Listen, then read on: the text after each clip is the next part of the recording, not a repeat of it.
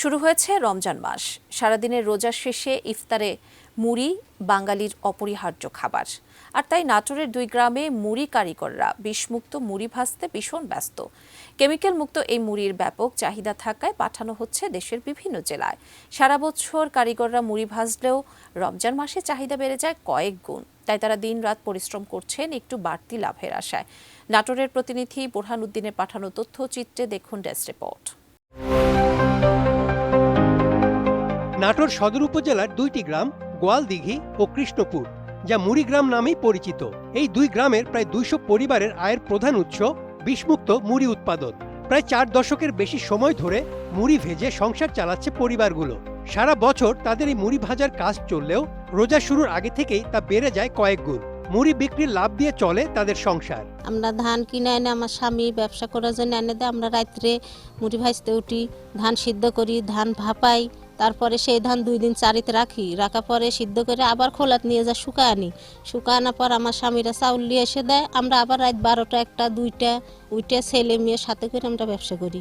ব্যবসা করার পর আমরা মুড়ির মনে করেন সেরম হিসাবে সে পরিশ্রমের দাম আমরা পাইনি। তো সরকারিভাবে আমাদের যদি কোনো ঋণ দিত, সেই টাকা দিয়ে আমরা চাউল টাউল কিনলাম কিংবা ধান কিনলাম, কিনে রাখে দিয়ে ব্যবসা করলাম।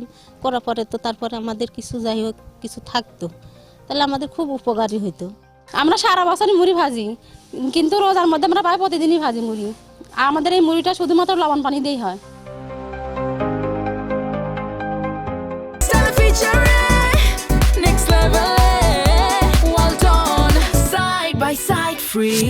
বাপদাদার আমল থেকেই মুড়ির ব্যবসা করে আসছে পরিবারগুলো।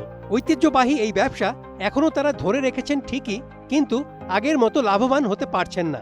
তার মূল কারণ মেশিনে ভাজা মুড়ির আধিক্য। আমরা ধরেন মুড়ির ব্যবসা বাপদাদার আমল থেকে করা হচ্ছে। আগে যে পরিমাণে লাভ হতো এখন সে পরিমাণে হচ্ছে না। এখন ওই ব্যবসা আমরা ধরে রাখিছি, অল্প কিছু লাভ হয়। 1 মণ ধান আমরা 1500 টাকা কিনি। এই 1 মণ ধানের 25 কেজি মুড়ি হয়। 25 কেজি মুড়ি বিক্রি করলে 200-250 টাকা লাভ হয়। কিন্তু আমরা এখন ওই দেখি যে সীমিত লাভ, কিন্তু দেখা যাচ্ছে যে আমরা অন্য কাজ করতে পারি না।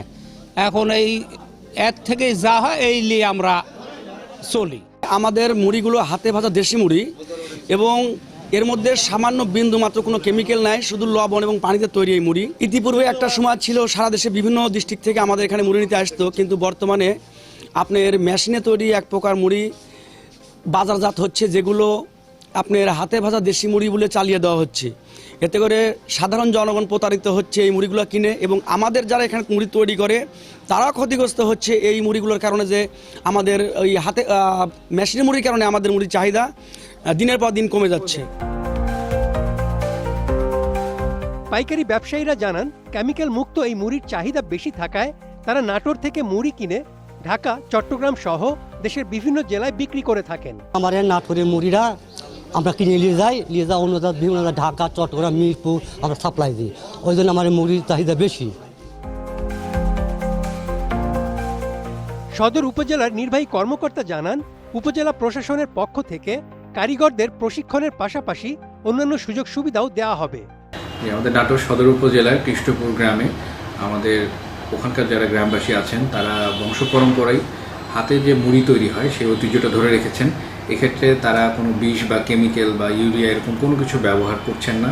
এটা অবশ্যই আমাদের নাটোর সদরের একটা ঐতিহ্য।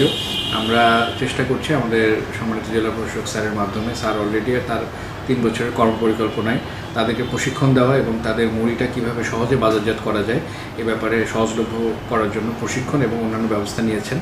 আমরা আশা করি খুব শীঘ্রই তাদেরকে নিয়ে বসে তাদের এই ঐতিহ্যটাকে যেন তারা আরও সামনে এগিয়ে নিয়ে যেতে পারে এবং তাদের ব্যবসায় তারা যেন আরেকটু লাভবান হতে পারে, এই ব্যবস্থাটা আমরা করার উদ্যোগ নিয়েছি। গ্রামের খেটে খাওয়া মানুষদের মুড়ি উৎপাদন শুধু একটি সাধারণ কর্ম নয়, এটি তাদের জীবিকা নির্বাহের প্রধান অবলম্বন। তাই মুড়ি কারিগরদের দাবি তারা যেন সঠিক ও ন্যায্য দাম পায়। Desk report, ATN news.